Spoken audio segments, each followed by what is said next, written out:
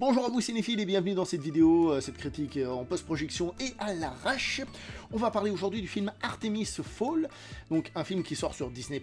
À la base, il était censé sortir au cinéma, il a été, je crois, repoussé d'abord, et ensuite, avec ces histoires de coronavirus, finalement, il sort donc sur Disney+, mais pour vous dire que, à la base, c'est un film qui est prévu pour le cinéma, et donc on va vraiment le juger comme un film de cinéma, qui est donc une œuvre, on va dire, qui essaye de se battre dans la même cour que, je sais pas moi, Citizen Kane. J'abuse un peu, on est bien d'accord là-dedans. Hein. Donc le film est réalisé par un certain Kenneth Branagh, qui est quand même un réalisateur que je trouve plutôt bon, en règle générale, au niveau de la composition des images, et comme il est acteur, généralement il dirige bien les acteurs aussi, donc ça c'est plutôt une bonne chose. Il faut savoir donc que ce film se base sur une série de livres pour enfants, et on va pas se mentir, on sait que les maisons de production cherchent depuis un bon bout de temps maintenant le nouvel Harry Potter, la nouvelle saga, qu'on va pouvoir adapter livre par livre, donc faire en sorte que les gens adhèrent, les jeunes enfants adhèrent, et aillent voir tous les films, etc. etc. Et c'est le but, c'est ce qui était recherché avec ce film-ci. Pour la petite histoire, il paraît, je dis ça parce que je ne les ai pas lus évidemment, même si je vérifie, que ce film mélange un peu les histoires du premier et du second livre, il les mélange comme ça, et il secoue un petit peu tout ça. Ce qui veut dire que, pour ceux qui connaîtraient les livres, ce film n'est pas une adaptation fidèle. S'il y a des gens qui ont lu le livre, je compte sur vous évidemment dans les commentaires pour me donner vos petits avis.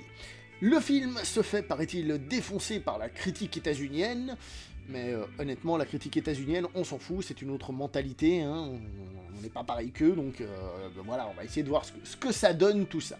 Donc, au niveau des acteurs, on a des acteurs de renom, comme Colin Farrell ou Judi Dench, qui ont des rôles secondaires. Surtout Colin Farrell, faut dire les choses comme elles sont, il a un rôle très très secondaire. Les rôles principaux, donc celui du personnage principal, Artemis Fowl, est interprété par un certain Ferdia Shaw, et celle qui fait Holly, c'est une certaine Lara McDonnell. Voilà, tout ça pour dire que... Alors, on va commencer par parler donc des acteurs et des personnages. Les acteurs eux-mêmes, je les ai pas trouvés mauvais, honnêtement. Les costauds, hein, les Farrell et les Dench, eux, je trouve qu'ils se débrouillent. Après, bon, évidemment, c'est leur temps à l'écran qui est ce qu'il est, hein, on va dire. En ce qui concerne les deux autres, les enfants, je trouve qu'ils s'en sortent bien. Je trouve que niveau acting, c'est difficile de dire qu'ils sont mauvais acteurs. Ils sont pas mauvais acteurs. Par contre, il y a un autre problème, ce n'est pas l'acting, c'est le développement des personnages. Le personnage d'Artemis Fowl est pas intéressant. On nous le présente comme un génie, quelqu'un qui est super intelligent, un peu grande gueule comme ça, qui se la raconte, et finalement, juste parce que son père lui racontait des histoires, des trucs sur justement tout ce qui est elfes et compagnie, il va réussir à développer son histoire. Quel est le problème ? Est-ce que vous vous souvenez qu'il y a certains personnages, dernièrement, dans certaines sagas, qu'on a un petit peu critiqués en disant d'eux, que c'était des personnages qui étaient... cheatés, des Garissou et compagnie, c'est-à-dire des gens qui d'entrée de jeu avaient tous les pouvoirs, un peu comme Dragon Ball, vous voyez ce que je veux dire. C'est un peu le problème de ce personnage-là, c'est que d'entrée de jeu, c'est un génie, et d'entrée de jeu, il a toutes les clés, et donc il a juste à réfléchir tac-tac, et il trouve des solutions, c'est un gars super intelligent, blablabla, blablabla.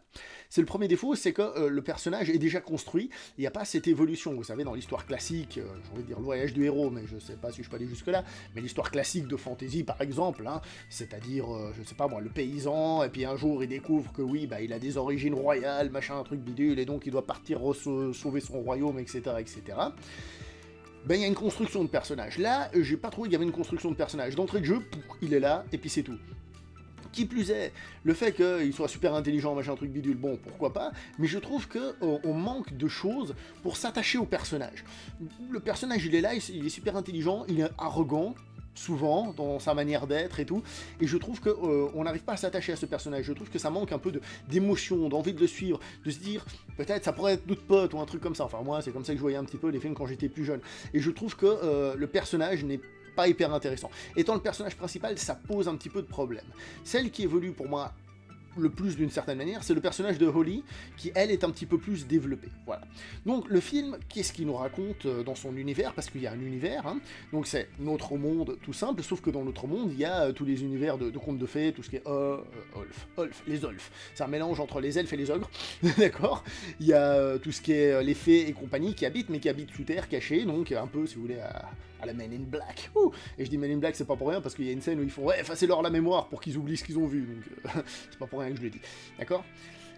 L'idée est intéressante, le problème c'est qu'elle manque peut-être un petit peu de développement, c'est-à-dire on manque un peu d'univers. Alors, C'est une saga, c'est prévu pour être une saga, le film a une fin hyper ouverte, hein, donc c'est prévu pour être une saga, donc on se dit que ce qui manque comme développement dans ce film, c'est quelque chose qui sera développé par la suite. Donc jusque-là, bon, pourquoi pas, on peut tolérer les petits manques scénaristiques ou les trucs comme ça, parce que peut-être ce sera développé dans une suite, hypothétique évidemment, mais en théorie c'est ce qui est prévu. Donc, pourquoi pas à ce niveau-là? Alors là, j'ai un petit peu cassé du sucre sur le film, maintenant on va essayer quand même de lui trouver des petites qualités. Alors en effet, ce personnage, donc le personnage principal, hein, Artemis Fowl, peut-être qu'il va parler quand même à certaines personnes de son âge en disant « Ah là là, j'aimerais bien être comme lui, être un petit gamin qui envoie chier tout le monde, tu vois, de par mon intelligence. » Ça peut parler peut-être à certaines personnes, comme vous le voyez, j'y vois pas là une qualité, mais je me dis que ça peut quand même parler à certaines personnes. L'idée principale, c'est-à-dire d'être dans un monde, dans notre monde réel, et d'être assiégé par des faits, je trouve ça pas mal, c'est-à-dire une vraie situation, donc ça je trouve ça pas mal. Après au niveau des qualités, je trouve aussi que le design, c'est-à-dire les costumes, tout ça, c'est plutôt bien fait, et on a quand même dans un monde qui a des idées, qui développe un univers, etc. Donc il y a quand même certaines qualités. Pour tout vous dire, le début du film, j'étais plutôt surpris en bien.